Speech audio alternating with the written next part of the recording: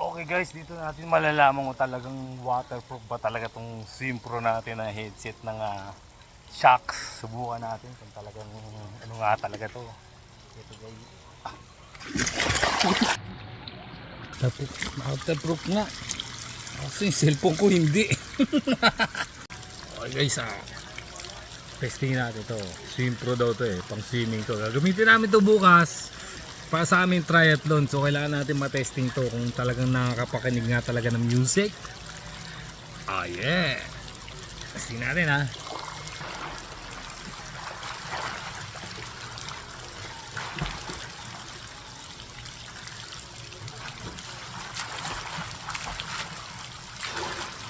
Okay guys. Oh, lumig nga. Ano? Ayun yun. Ayun siya Okay Yan. So habang nagsiswim ka, hindi mo maramdam yung pagod. Pwede siyang download na ng music. So hindi na kailangan naka-bluetooth. Okay.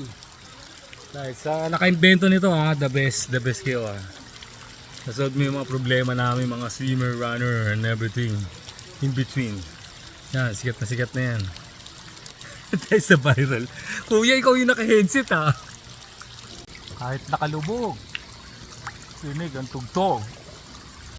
Okay guys, big shoutout nga pala dito sa Shocks. Napaka-effective, 100% siya. Napakalinaw ng tugtog, napakaganda, walang buffering, kahit Bluetooth, kahit sa MP3 na nakasave dito sa device. Effective. Kaya habang may araw pa, i-enjoyin ko na. Susulitin ko na. Kanina pa kami naka-check out dito alas 12. Mag-aalas 6 na.